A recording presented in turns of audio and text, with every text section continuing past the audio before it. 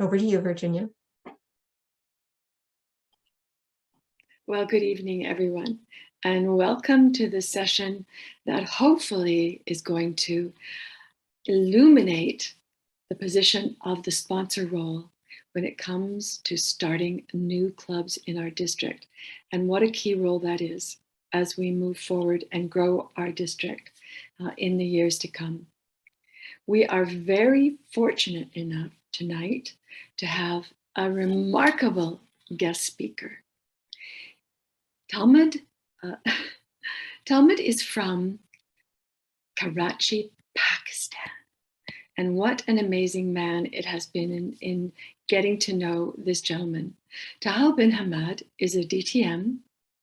He joined Toastmasters in 2016 and has served as most of the roles in his district. Plus, he has been the CGD, the PQD, and the district director of District 122P, which is Pakistan and which is today a provisional district. Now, he's a past president, a past district director of District 122, and is sharing all his knowledge with the rest of the world.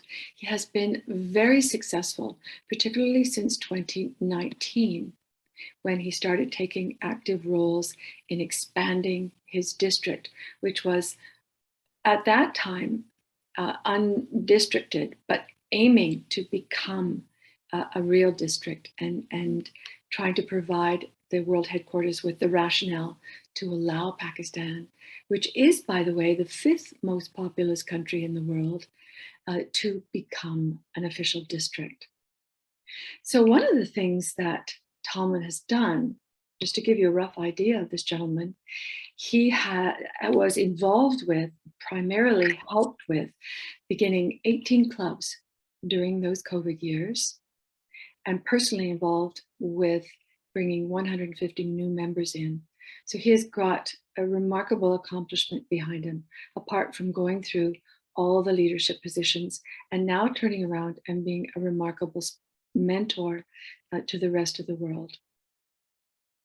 If we really want to know about him, he is a chartered accountant, roughly equivalent to our CPA, and travels a fair bit with his work in Pakistan. He's currently working as chief internal auditor at a large shipping company in Pakistan. He has a delightful family that you see on his page when he goes off video, just so wonderful. And he loves reading, especially sci-fi, fantasy, and horror. He's a gaming nerd, and he was instrumental in starting a global online club with like-minded nerds, as he calls them. So that would be a very interesting club to go visit, I think. It's fascinating to meet this man and to listen to him speak.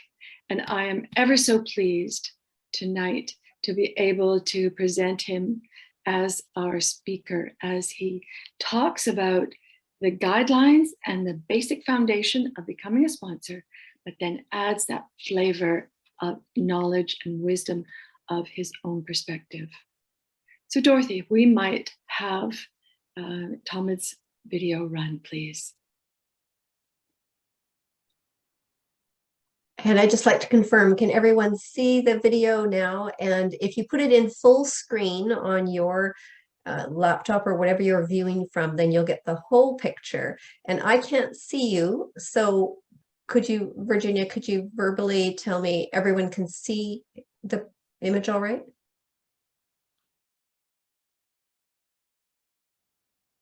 I can't hear anything.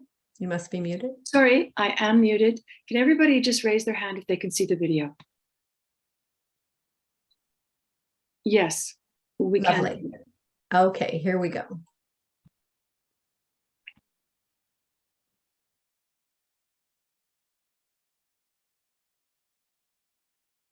We can't hear it.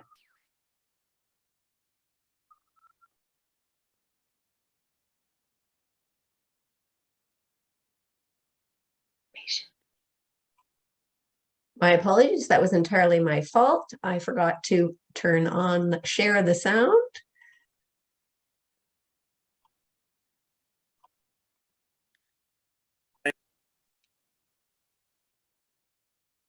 Right. Hello, everyone. Hello, everyone and Toastmasters. It is lovely to be here with all of you.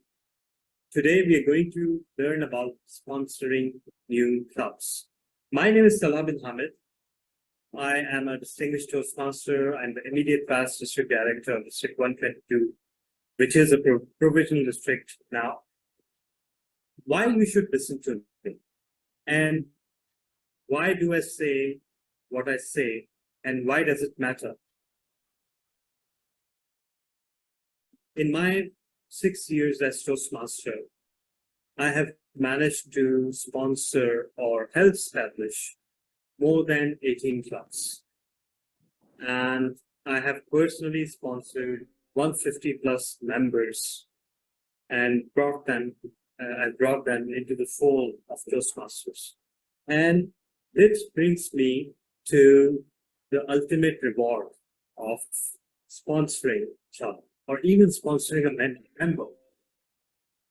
It is nothing less than changing lives.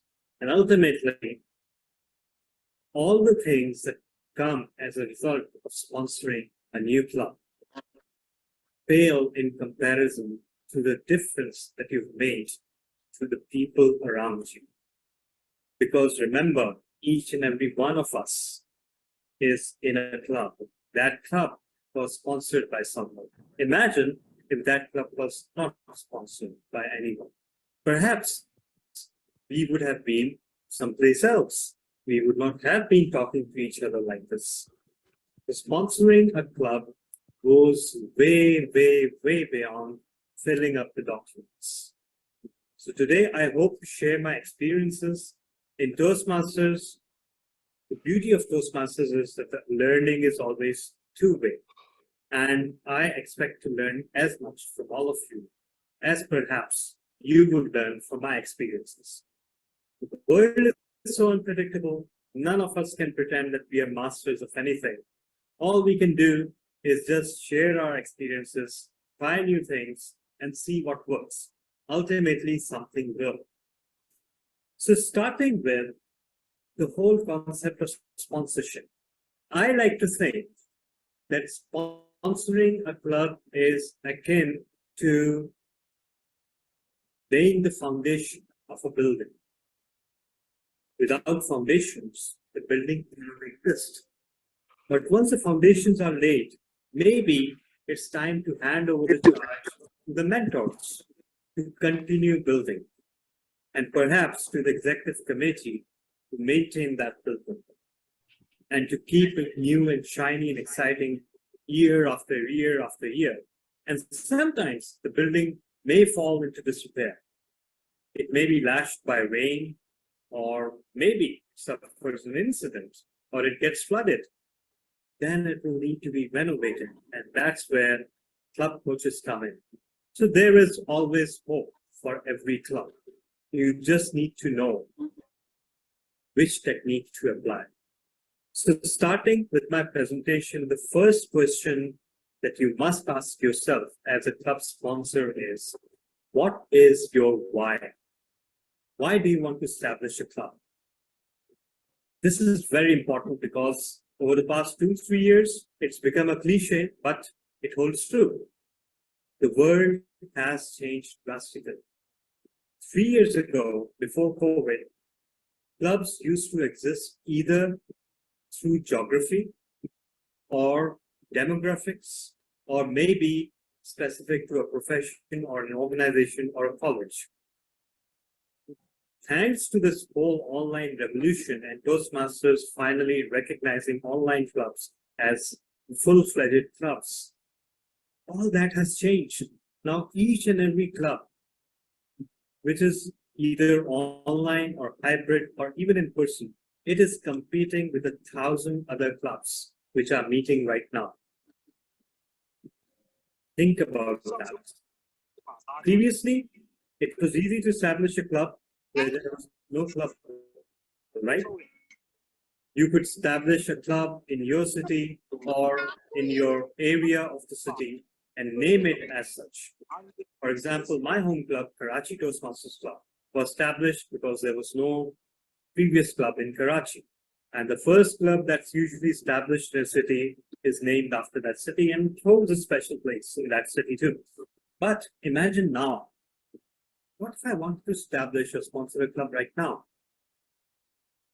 Would being the first in a city make a difference? I don't think so. Thanks to online, it doesn't even matter where you live. It doesn't even matter which time zone you are. There are clubs, there are global clubs, which have members from different continents. Even I established one such club. So you have to think long and hard about your why. Why do you want to establish? And there's no wrong and right answer to it, but you have to identify a niche. The competition is fierce and you have to establish a niche in the market for your club. Not only due to the fact that it needs to be established, but due to the fact that it needs to be sustained. And that is where the niche comes from. And that's why we need to think long and hard, and we need to perhaps discard a lot of concepts about why Toastmasters clubs need to be established that we used to carry in the pre-COVID world. So apologies, I'm going to bore you a bit with the PowerPoint presentation, but it's a requirement that I take you through this presentation because it contains the vital material that Toastmaster recommends for everyone to learn about sponsoring a club.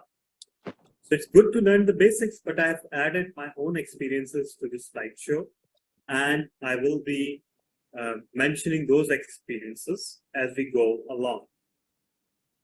So the first part, find your why. Now, your why could be that you want a club in your home city or your hometown, or you want a club in your workplace, or you want to establish a club in the college that you study, or you belong to a certain profession and you want to gather around people of your profession so that they can be comfortable with each other and learn the art of communication and leadership in their own parlance. There can be a multitude of reasons. There could be even another reason, and that is that maybe the club you belong to has grown too large and you'd like to split it and you want to establish a new club out of it as a spin-off. That would be a new club and you'd be sponsoring it. The only thing that is required is that your vision should be rock solid and you should stick to it, because you will be the first person to have that vision, and then you need to convince, you need to create a team around that vision. First, look around. What do I mean by look around? Look around in your area, in your division. Before establishing a new club, are there any ailing clubs? Are there any clubs that are threatening to be shut down? Perhaps, instead of sponsoring a new club, you could have a part in rescuing that club. That can be your Distinguished Toastmaster project, that can be your high performance leadership project. So you'll still be fulfilling a requirement of your Distinguished Toastmaster, even if you don't strictly fulfill the sponsorship requirement. Why am I stressing on this? Because in a growth mindset, which most district leaders subscribe to, including myself, we may have more attention diverted to new clubs than sustenance of existing clubs.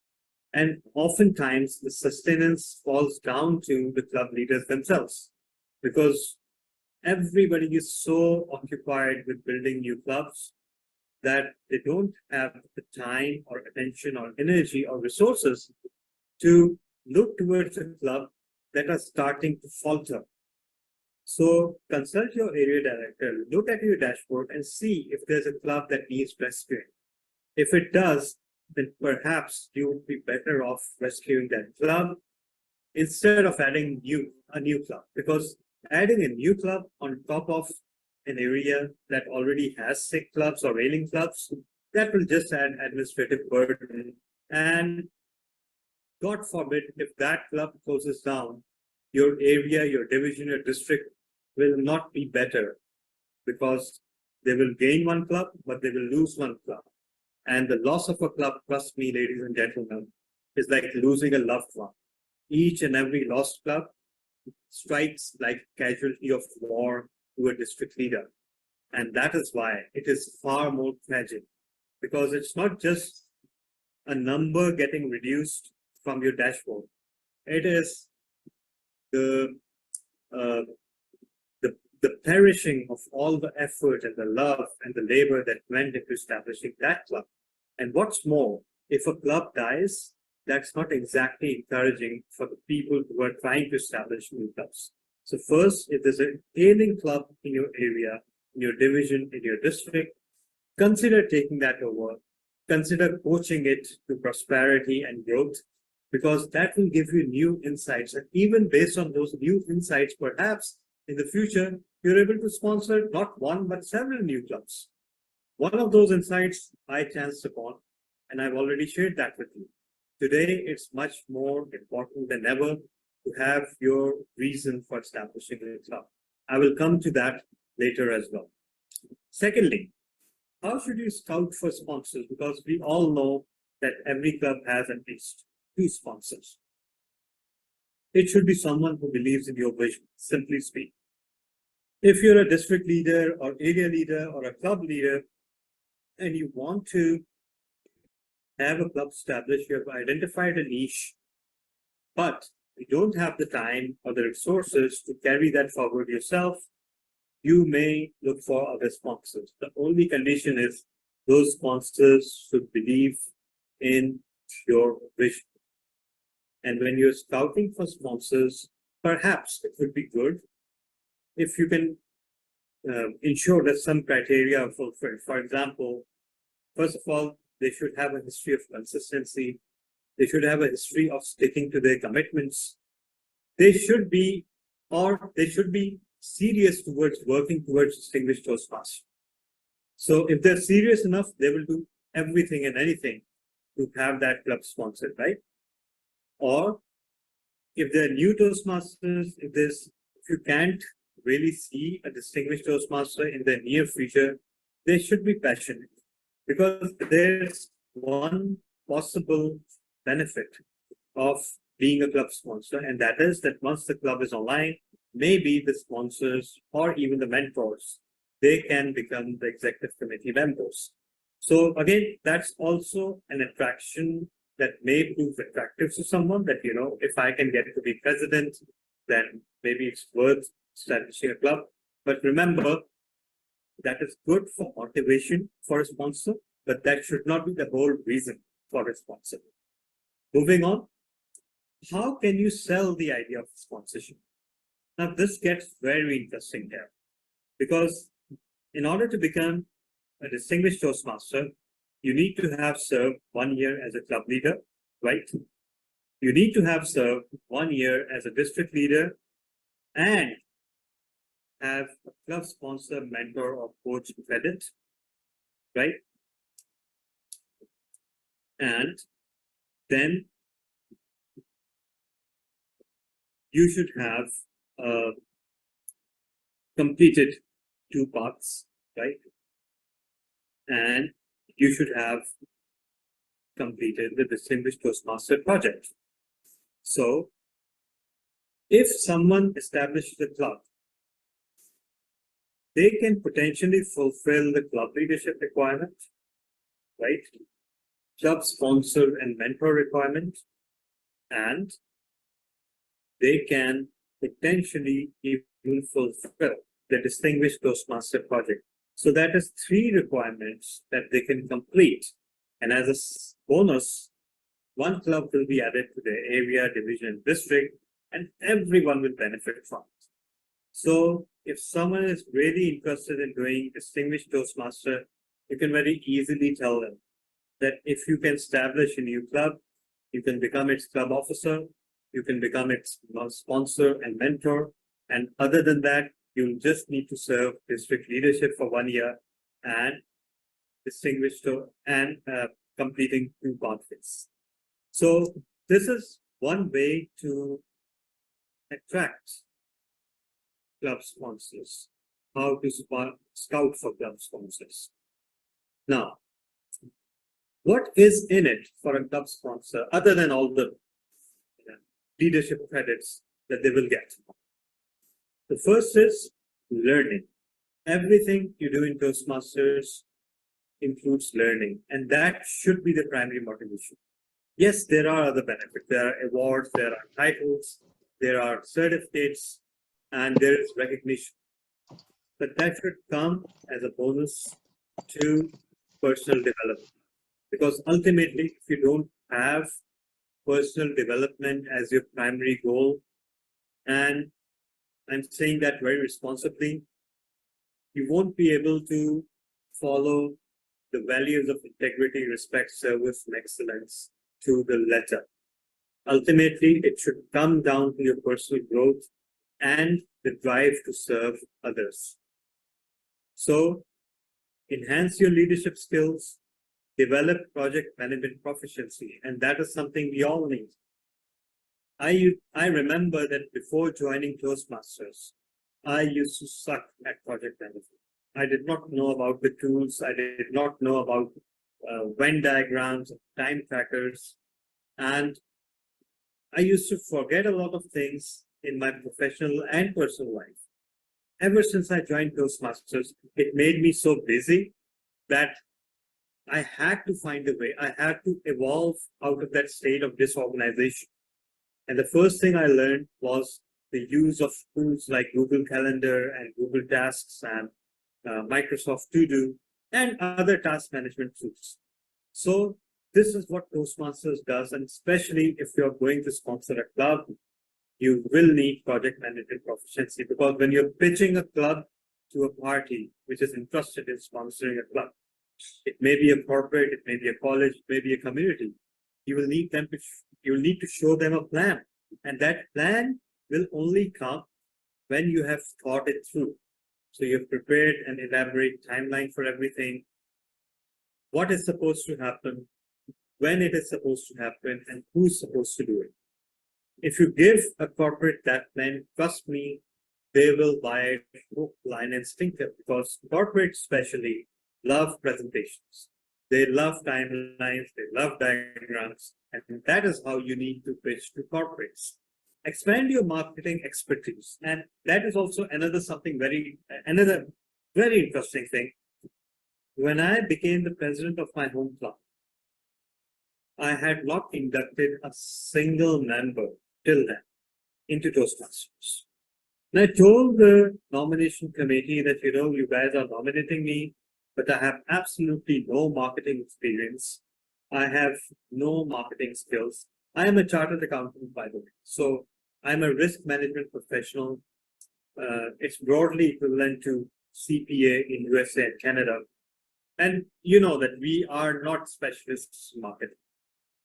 But the nomination committee told me that, some things you only learn when you're in the driving seat.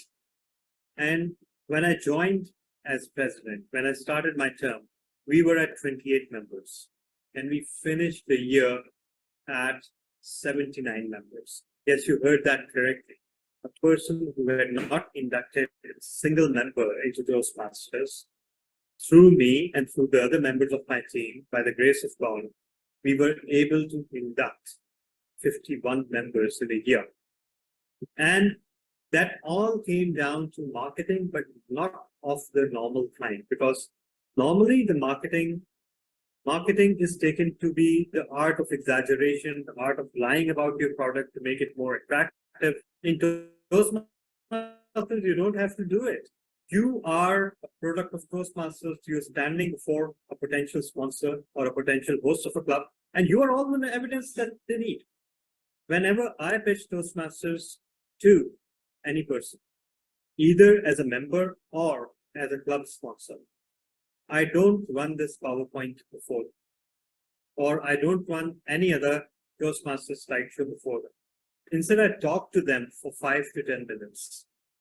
I tell them that this is what Toastmasters does.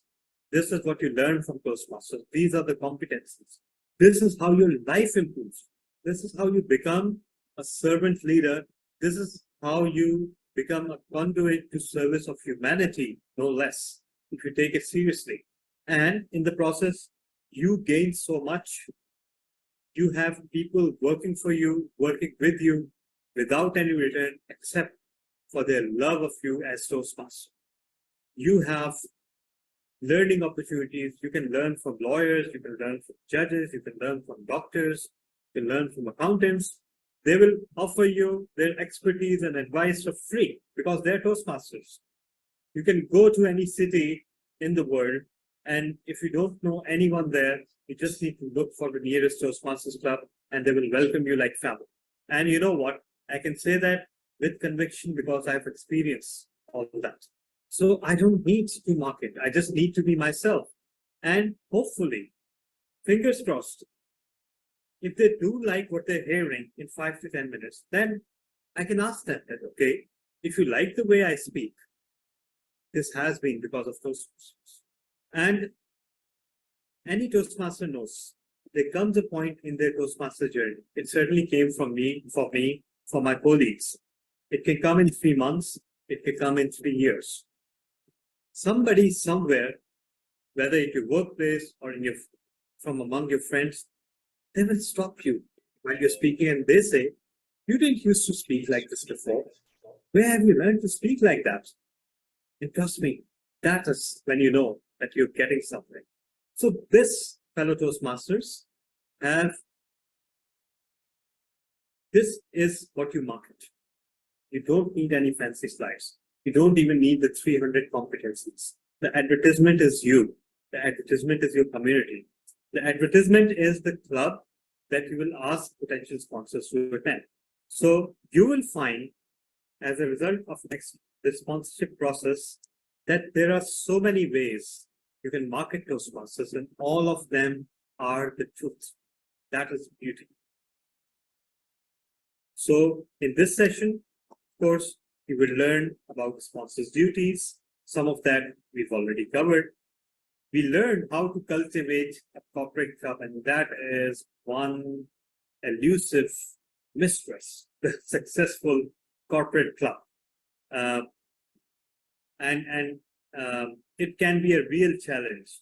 And then, of course, launching a community club.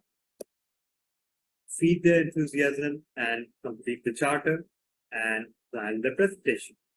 So, what are a sponsor's duty? First of all, organize the new club. How do you organize the new club? To identify the group of people who are willing to form a club. It can be your friends. It can be your workplace. It can be your college. It can be people who share your profession. It can be people in your community or area, right? Secondly, set up regular club meetings. This is where you have a chance to create history. My home club meets every Wednesday at 6:30 p.m. And the reason for that is that we tend to live for the weekends, right? That's unfortunate, but that's how it is. After the weekend has gone and we are faced with Monday, Tuesday, Wednesday, Thursday, Friday, till the next weekend, maybe something like a great Toastmasters meeting can propel us along. It can give us motivation to live through our Mondays and Tuesdays, right? So that was the reason I was given, that it falls perfectly in the middle of the week. And so somebody decided that, right? So you have a chance to create history. It's not as easy, although, especially if you're going for an online club or an international club. You have to consult all the potential members and find the time that will work the best for most of them. Now, it's a very fine line. You cannot give everyone a choice, let me tell you that, because if you give everyone a choice and there are 20 potential members, you will end up with 20 different times and days. Instead, you can use something that I like to call the illusion of choice. And I know that sounds very un-PC, but sometimes get things done, you have to do it. Instead of giving them free choice, you give them 3 or 4 options that all are acceptable to you. Ultimately, people get the idea. They think that they're getting to choose, but ultimately what they're really doing is just selecting one of your pre-chosen options. And that's very vital because it depends upon the club. If it's an organization, if it's a company, of course, they will plan the meeting during one of their work days, right? If there's a community, you'll have to plan a meeting when it's most important. Usually it's after the workday ends, right? Or on the weekends. If it's an online club from multiple countries, you will have to plan a time that is convenient to most of the members, if not all. You know, if the meeting is good enough, some people, including myself, will make time even at late night or early morning. But you can't please everyone. And that is why setting up a club meeting these days has become much more of a challenge, because people have an idea that they want to join a club, they want to have a club, but they have different ideas about the time that they would be able to spare. The best possible policy is just to give people 3 or 4 choices and then stick to one time that is voted on by the majority and ask other members to regulate their schedules around that particular time. That's called meeting halfway, right? That's the only thing that you can do. Secondly, and thirdly, complete the paperwork and plan the charter presentation. Now, what's the paperwork involved? There are 6 or 7 forms, and most of you would be acquainted with them. If not, the link to those can be shared by either myself or the arrangers of this training, and the PQD and CDD of District 21. But the paperwork has 5 or 6 forms. It has a whole lot of signatures. What the paperwork requires you to do is fix the time and date for the meeting, fix the venue for the meeting, identify the executive committee, and identify the list of members, right? And of course, number 5, identify how you will pay. How you will pay the fee, the charter fee and the membership fee. Unless you have these 5 things in order, you should not think about filling up the paperwork, right? Now, here is one of my tips. Build a large team. Don't just have club sponsors and mentors, which are 4 in number, on the team.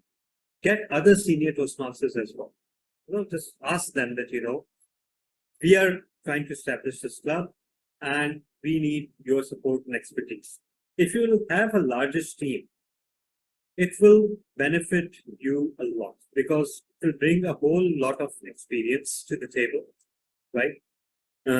It will bring different histories. It will provide you with flexibility because when a new club forms, especially a corporate club, what they expect is that the sponsorship or mentorship team will be attending their meetings continuously and advising them. They will also be mentoring their members because in a new club, you don't have senior members to assign mentees to, right? Everybody is a new member. Even the president is new, right? So you'll need to arrange maybe potentially 20 mentors to each of the 20 members, or you can work out an arrangement with 4 or 5 senior Toastmasters who can mentor in batches. So this is a very curious challenge which I haven't seen addressed in Toastmasters documentation, that a club can be mentored, but what about individuals who are also supposed to be mentored? So there are several solutions to it, but one of the most tried and true solutions is build a large team. Have 10 or 12 people. Quoting one of my recent experiences, we helped build a corporate club. They were very enthusiastic.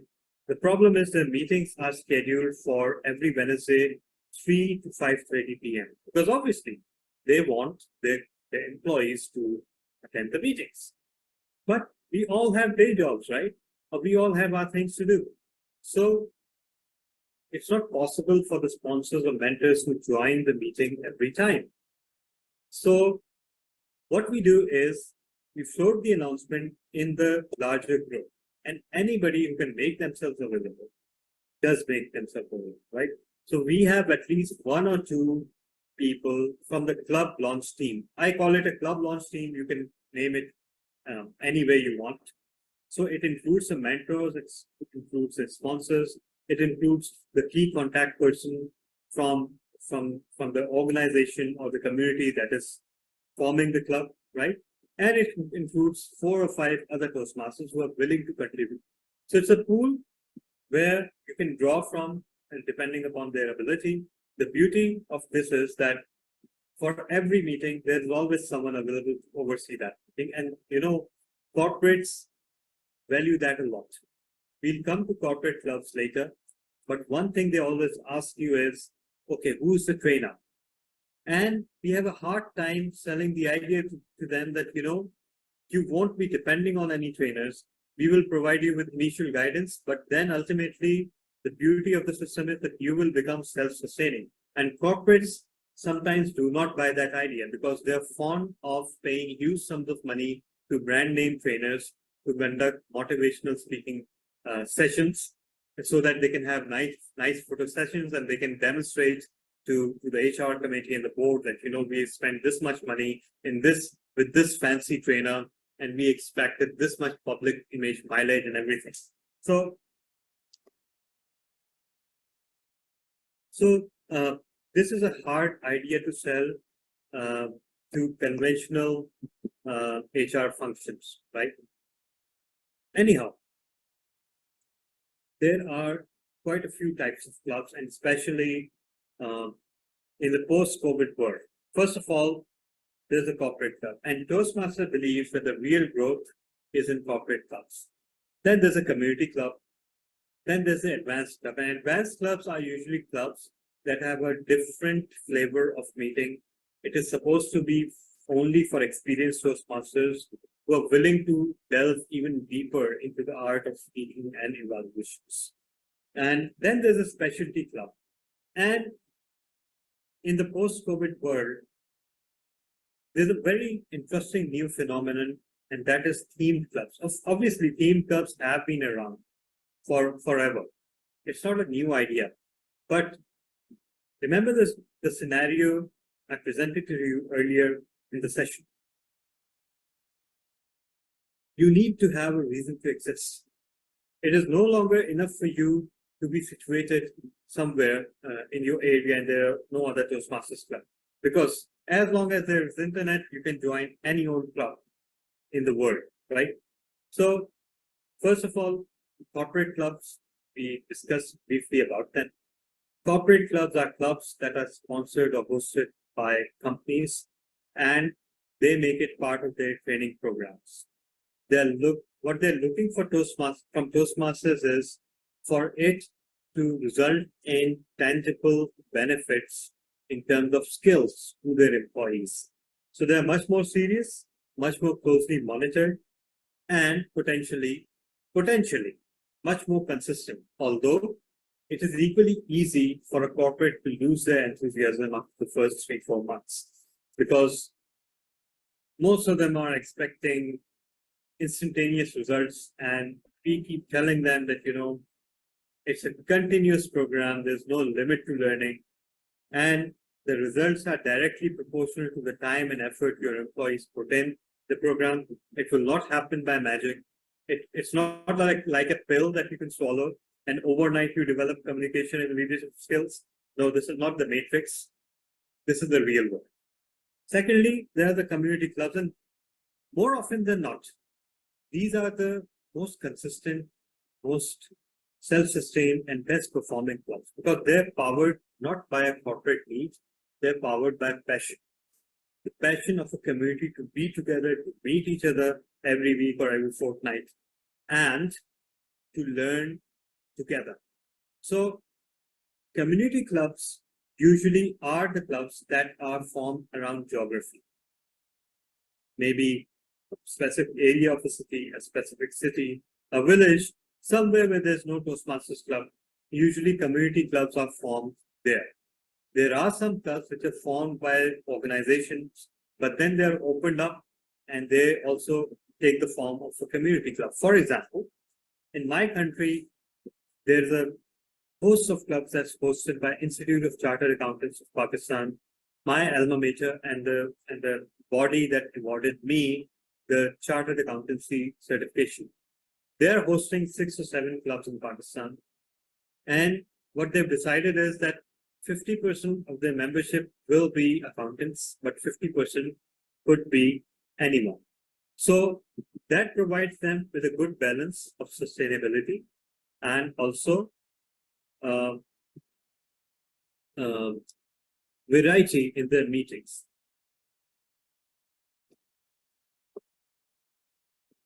Yes. Yeah. So again, it's up to every club when how open they want to be. But a community club is mostly when a community of people comes together to form a Toastmasters club. Then there are advanced clubs. We already discussed advanced clubs.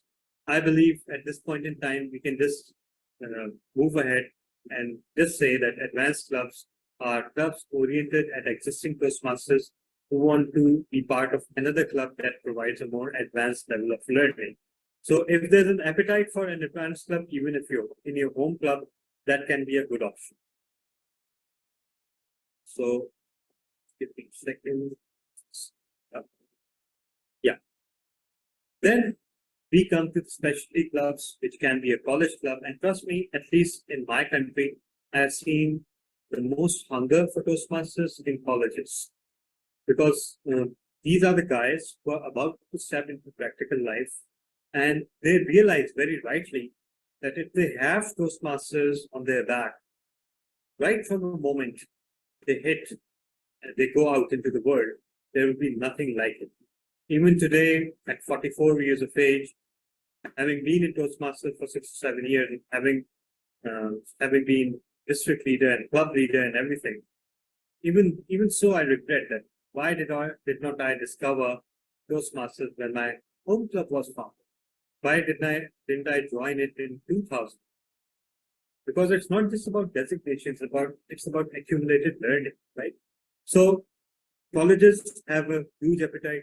Then there are theme clubs. And what is a theme club? A theme club is centered around a specific theme, a specific profession, a specific set of skills. For example, there is a theme club which I founded called Quantum Leap. It is centered around the concept of science, technology, environment, medicine, spirituality, anything that makes humanity better and more well-equipped to fight climate change and fight the social deterioration that we are facing. So that club has a keynote address, a scientific keynote address in every meeting, a Q&A session, speeches, advanced evaluations, and table topics also centered around scientific topics. So that's just one example. And you know, this can be your why too. Because when I thought about Quantum Leap, the impetus for that was, believe it or not, Marvel's Cinematic Universe. I mean, I geeked out on those movies. I absolutely love those movies. I know that no Citizen Kane. I know Martin Scorsese hates them, but that doesn't make them bad. That makes them the highest grossing movies of all time. They're highest grossing for a reason. They've got a beautiful story which is interwoven. And I said to myself that I'm into science fiction. I read Arthur C. Clarke, I read Stephen King. I'm so much into fantasy. I'm a big gamer. I'm into Marvel Universe. I'm into sci-fi movies. I watch sci-fi shows. Where is the club for me? Where can I geek out on these things with other people? Because there's no such nerd in my immediate surroundings. No one shares my passion about these things. So I thought, why not create a club around them? And surprisingly, the club came together in 3 months flat. An online global club with members all the way from USA to Middle East, to even Singapore, to India, and of course, Pakistan. So the coming together of a teammate to a corporate club, or a community club or an advanced club or a college club, you can think about establishing a club around your passion, what you're passionate about. Maybe you're into literature, maybe you're into poetry, maybe you like to ride a bicycle, right? You're into sports, you're into a certain genre of movies. There is nothing stopping you from seeking out like-minded souls, which you can do very easily, by the way, these days, thanks to the internet. And they will magically come together, and you will have created something beautiful. I know I'm speaking from experience because Quantum Leap will celebrate its first year anniversary in about a month, and I couldn't be prouder. So, all right. So how about we take a break and then continue?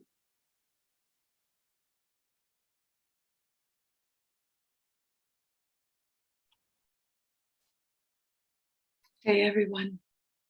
We did notice that Tala was having some trouble with his sound, so we took a break so that he could patch it up. But it's also a good time if you want to just stretch, take a bio break, get a snack, then we'll just wait until he comes back.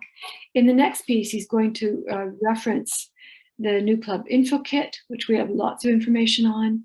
He's going to do a very, very short minute review, and then start talking about sort of the promotional materials and the forms you need, the whole pieces in the kit. He's going to talk about how much work it takes. So, it does take time, but there's a whole team behind you.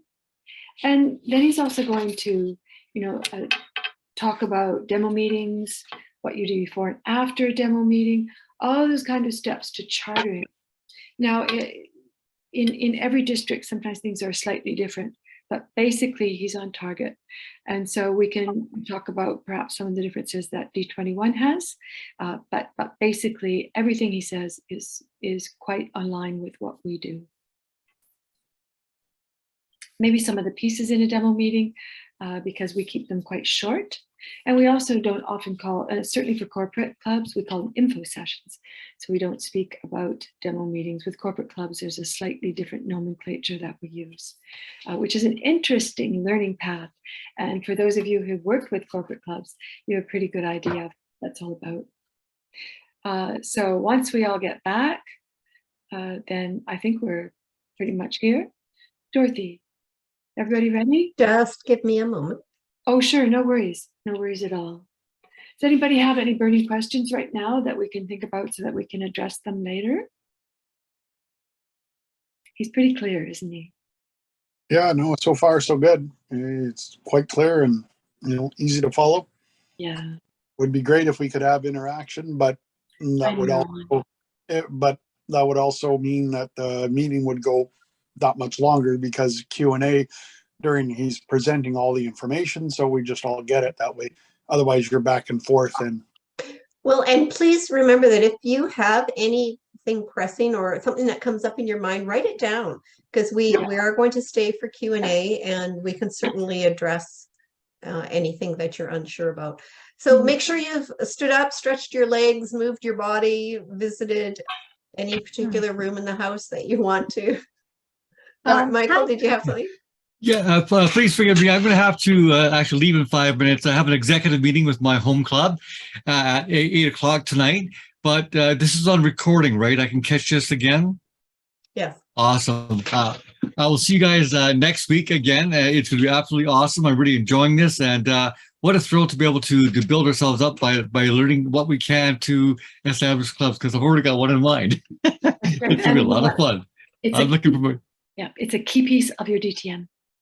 Oh, it is absolutely. I'm actually looking forward to it, and I'm seeking some people to add to my team to work towards that. And thank you very much, everyone, for your time and efforts. And Aisha, did you have something you wanted to chime in? Yes, Dorothy, I'm trying to open my video. It's not letting me. It says a host has stop it. So is there a way? There you go. There we go. Yes. I think I pushed that by mistake.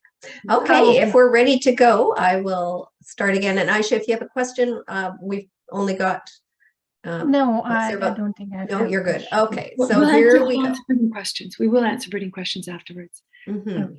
Okay.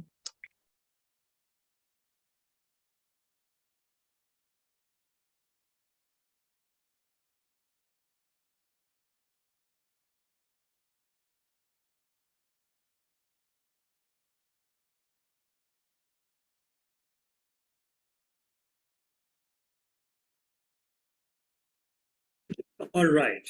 All right, everyone. Welcome back. I hope you had a nice break. So we'll continue with our presentation.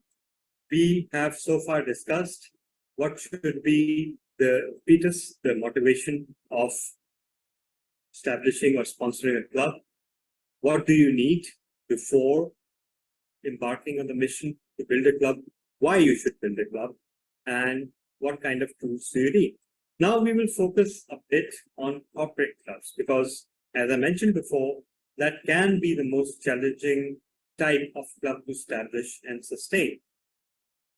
Please bear in mind that the formation process of a Toastmasters club is exactly the same for every type of club. So whatever learning is there for a corporate club, you can appropriate for other types of clubs as well. And I will try my best to indicate where, if there's a difference or a deviation or a different suggested approach, what would that be? So, how to build a Toastmasters club should be your Bible. It should be, it's available on the Toastmasters website. It's a whole PDF manual. You should go through it yourself, and you should also give it to everyone who's part of your team. And you should make it required reading because it covers all these basics in a very concise and precise manner. Secondly, the forms 1 to 6. They're also part of this How to Build a Toastmasters Club manual. They can be downloaded separately too. And thirdly, promotional materials. Now, what are promotional materials? These are various pamphlets and brochures. And when do you need promotional materials? Maybe when you're scouting for members, especially in a corporate, they are in the habit of sending formal emails. Usually it's the HR department or the training and development department. They send out emails that, we're establishing this program. This is what you will learn. And you need to oversee that material very closely because more often than not, what corporates miss out is they highlight the benefits of Toastmasters, but they do not spell out the responsibilities that comes with being a Toastmaster. And those responsibilities are part of the new membership form that you and I both have signed, that we will invest our time and effort, we will attend as many meetings as possible, we will help other members achieve excellence. And all that requires time and commitment. Toastmasters, again, let me reiterate, it's not a magic pill that you just swallow and you will magically acquire skills.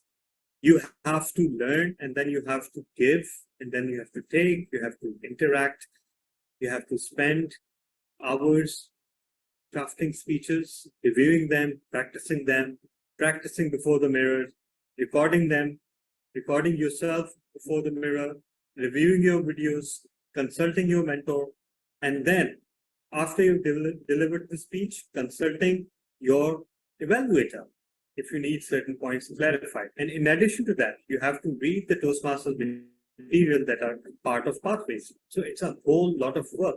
The only difference is it won't feel like work because you will be enjoying it. And that should be the sales pitch for every Toastmaster and every Toastmasters club, that yes, it is an intensive process. You won't become proficient overnight. You won't become Martin Luther King in a matter of weeks. What you will gain, though, is the confidence that you will become your best self one day. That may be weeks or months or years in the future. And what's more, once you're there, you will realize that your best self is not the best possible self. There are even other degrees of achievement, and that's the beauty you keep on this journey. So that's where the promotional materials come in. You should curate them and you should ensure, because if you will not spell out the responsibilities of a member, what will happen is that people will sign up, dozens of people will sign up, and the corporate will happily form a Toastmasters club with 40, 45 members, 70 members. So breaking news, a club with 45 or 70 members does not work mathematically, because if you're there to if you want to give speaking slots to members and you want to rotate the speaking slots so that every member develops simultaneously in their pathways, if you have 40 members, that will take 8 meetings for one complete rotation. And those 8 meetings may mean 8 weeks or even a quarter, depending on the frequency of the meeting. So think very closely. Try not to go above 20 members, because that is the ideal size. And even then, members will have to wait for the speaking slots. Yes, some clubs do innovate. My home club, I am the current VP Education there. And we basically allow everyone who asks for a speaking slot. We don't put a cap. So we may have 5 or 6, 7, or even 8 speaking slots. Last year, we had routinely 8 to 9 speaking slots. We had to start a separate stream of advanced meetings every other week. And perhaps we are the only club doing that. We're holding meetings in both the convention and advanced format. So we hold 6 meetings every month, and we have to accommodate all the speaking slots. And the result is that our club, my home club, is routinely in the top 10 in terms of education awards worldwide. So there are so many ways to achieve excellence in Toastmasters, but I'm just giving you an idea of mathematics involved. Don't just go with an arbitrary number. You have to balance the number of meetings, the frequency of meetings, the desired length of the meetings, the number of speaking slots versus the number of members you desire. For example, if there are too many takers, try to convince the organization to build 2 clubs rather than 1. And again, why am I stressing again and again on that? Because that is the key to club sustainability. The only thing that moves the needle on the club's dashboard and on the members' pathway is prepared speeches. It is not table topics. It is not Toastmaster of the day. It is not the timer role, unfortunately. It is not the grammarian role.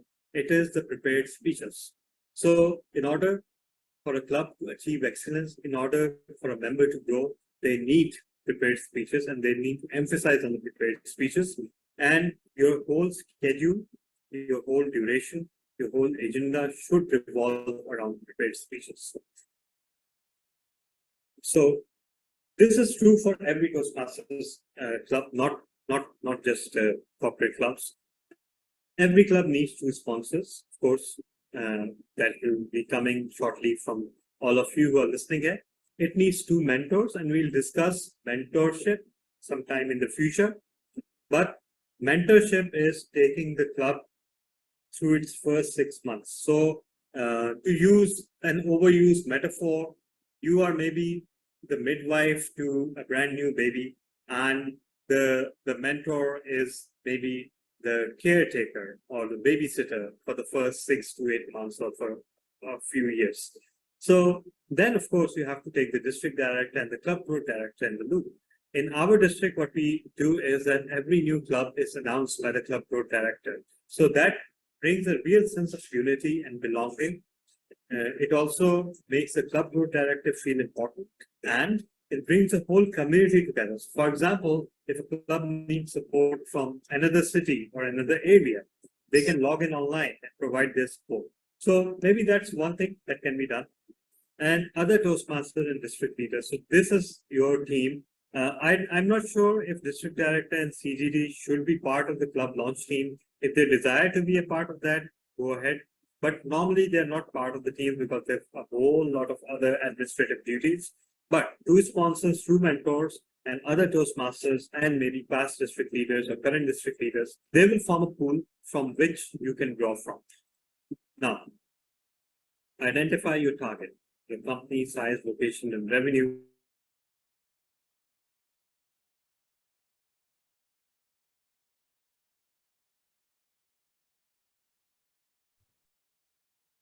Seems Oops. like we have lost connection.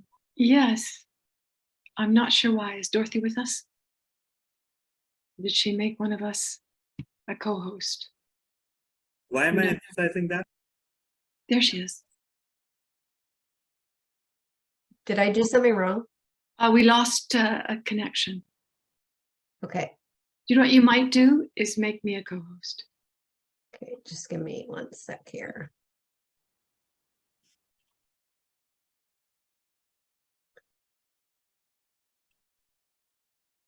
Hi, Carlos. Yeah. I hope you're all enjoying this. It's fascinating Yes. perspective, isn't it? Yes, it is. And very, very global as he brings in the whole world. And we realize how universal some of these Toastmasters processes and philosophies are. Okay, Mhm. do you see it again? Yes, we do. Did it reverse? Did it flip sides? No. No, it just went black. Okay, here we go. Because where you work, they've seen you, right? They've witnessed your skills. It may be an easier sell there, or maybe in one of your friends' companies. So size, location, everything matters. Also, the industry they're in. For example, if you're pitching to a bank, you can sell them the idea that you'll be the first bank to have a Toastmasters club in this province or in this state or in this area, right? Target your pitch. Target your pitch according to what the potential host would like to hear the most, right? Key contacts and decision makers, usually if you can get the CEO or the top management or one of the directors on board, nothing like it.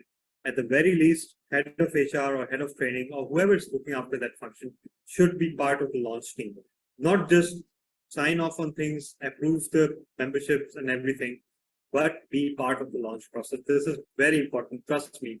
If they're not part of the launch process, at some point in time, if the bubble of enthusiasm bursts, they are no longer there to be found.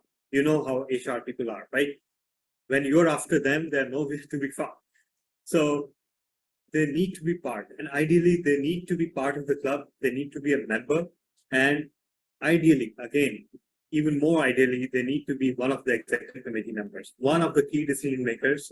Get them on board as one of the executive committee members. That is a guarantee of a club sustenance.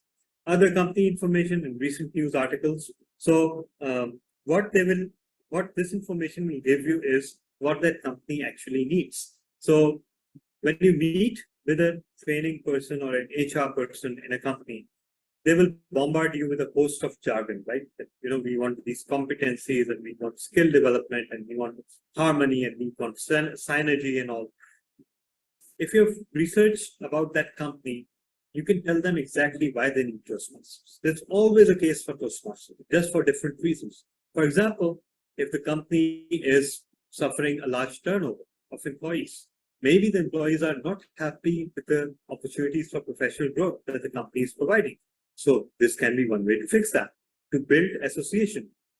If the company is, let's say, suffering a sales slump, you can say that, we can train your salespeople to be better communicators. We can, in a matter of weeks, we can enhance their selling skills. And these are just some of the examples. Now, how to approach a corporate club? I will skip over these slides because we'll get straight to the finances, because by now I take it that you must have already made a plan to approach the target corporate or the target community. And again, let me reiterate that these things are true for corporate and community and college and specialty, all groups. But this is the most important for finances, because you need to give them the whole picture that this is what the charter fee plus 20 members fee would cost. This is the total outlay for the first 6 months. And after that, the renewals will cost this and this and this. And determine what portion of the club cost the company will pay. Now, most of the corporates, paying for 20 members is peanuts, right? That's an immaterial amount for them. And they'd rather not go into the administrative overhead of having to split the payments between members and employees and their corporate accounts. They like to pay wholesale, either through a bank transfer or credit cards. But you know what? If the company pays, fine, let them pay. But force them to develop KPIs around members' attendance, around their role playing, around their level of completion. Trust me, this is very important because you know what? If this does not happen, what will happen is that after 6 months, there will be only a few people who would be interested. The rest would be taking it for granted because their pockets are safe. The company is paying on their behalf. And you know how it is human nature to take free things for granted. Very few people realize that it's a responsibility upon them rather than some kind of a bonus that the company is giving them. They don't realize their sense of duty. So don't encourage that behavior. I strongly encourage that at least some portion of the fee should come from the employees to give them that sense of belonging and responsibility. Now, designate a club officer to hold the payments. Again, this may be subservient to companies' own rules and regulations. They may have a different payment structure. So we should be respectful to their approval processes, their hierarchies, and their preferred methods of payment, right? And Toastmasters is always open for discussion. If there's a hitch in the payment mechanism or something, if they want customized receipt, if they want invoices, you can always write an email to district finance questions at toastmasters.org and they will respond instantaneously. Yes, I mean instantaneously. I know because while many other departments in world headquarters may take some time to respond, but the finance related matters are usually answered very quickly. So then the demonstration meeting. Now, either you can arrange a demonstration meeting in the club's premises, or another easier way to do it would be to invite the whole body of prospective members to another corporate club. Now, don't invite them to a community club, because if you're going for a corporate club, they will only learn and emulate another corporate club and not a community club. They're not designed that. If you're going for a community club, by all means, invite them to a community club meeting. Or you can hold a demonstration meeting. Again, all these role players, the speakers, evaluators, the big four, the facilitators, they can come from the launch team that I mentioned earlier. So if you have a large enough launch team, you literally have a pocket meeting. A meeting lying in your pocket. You can just assign roles and everybody can make time that one time to go into the company's premises and hold that meeting for them. And my advice here would be that all the roles should be played by Toastmasters, but maybe invite their employees for table topics. That works like a treat every time. So keep the meeting short, within time limits, include 3 aspects: select a demonstration team meeting, select Toastmasters in various roles, invite high-level representatives. Now, this is very important. Give stage time to people that matter in that company. Yes, I know it amounts to a slight bit of sucking up to them, but you know, you're doing that for a good purpose. We want to spread the light of Toastmasters to that corporate. So give them stage time, give them importance, and when they will get another stage to where they can assert their importance and their leadership, they will love the idea. And now, after the demonstration meeting, introduce the sponsors and mentors and conduct a brief question and answer session. You can even invite people to ask questions during the meeting. Sometimes that works better. At least that's my experience, because you know, there's a whole host of questions. What we don't realize is that a Toastmasters meeting is a very complicated thing for the person who doesn't know about Toastmasters. So maybe give them an agenda, give them a guide, and before the meeting, and allow them to ask questions. Then there's the whole detail about completing application to organize. And again, we are going through the community club setup, more or less the same, except the demonstration meeting could be not at a corporate, but at an open space, and the meeting could be publicized. Contact the local chamber of commerce, display posters, announcements. You're much freer to publicize a community club meeting than a corporate meeting, because of course you're inviting a larger audience. Now, how to keep up the momentum? Announce the next meeting. That's the first step. Select temporary officers or even have them elected. In one of the corporate clubs that we sponsored, what we did was we conducted a training session that, this is what every executive team member does. This is what the president does. This is what the VP does. Then after describing each and every role, we asked people to stand up as candidates who would like to be president. If there were more than one candidates, we had an election right there and then. So it was beautiful. There was a sense of ownership. There was a sense of belonging. Everybody knew what every executive committee member was supposed to do. So follow up with reminder notices, collect money for those who have decided to join, and pay enough money to pay the charter fee. Now, this is, of course, if you're a community club, you have to do it person by person. In case of corporates, it's much easier. You can just send them the package deal that, okay, $125 is charter membership fee, and $65 per member is the payment. And, you can divide that in whatever way you want. You just need to send the Toastmasters headquarters the details that these are the members, this is the credit card, or this is the bank transfer receipt, whatever. But in community clubs, of course, you have to manage all that finance yourself.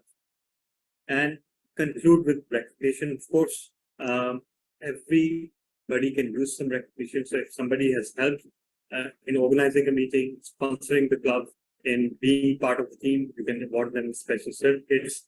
And there's really nothing like helping establishing a new club, because you're creating history. Now, these are the charter forms. I won't go into the deep details here. We can provide you with a copy of Building a Toastmasters Club manual, which has all this detail already. Now, how do you plan the presentation? You invite your guests, plan the meal, publicize the charter presentation, form committees, and include a short meeting. So again, you can try various permutation combinations of that. But ultimately, it comes down to the same thing, that you have to drum up interest around the club. You have to get people to participate and become members. And the first step, even if people refuse to take up membership, as most of them will, just invite them, attend them. Maybe just attend a couple of meetings and then make up your mind. There's nothing stopping you from holding pre-charter meetings. You can hold as many as you want until you get to the magic number of 20 and you're able to charter the club. Prepare a printed program. Now, in this day and age, many meetings happen online. I would rather suggest that, make a WhatsApp group of interested people and float a digital agenda. It will save energy, it will conserve paper, and it will prevent the agenda from getting lost, right? I found it to work better, the electronic agenda. But, if someone keeps some printed copies handy in case you are holding an in-person meeting, because some people may come in who are not on the WhatsApp group and they may want an agenda. So, yeah. So this was all about sponsoring a Toastmasters Club. Just to recap a bit, first of all, you should find your why you want to establish Toastmasters Club. That's very important. Find a bunch of believers alongside you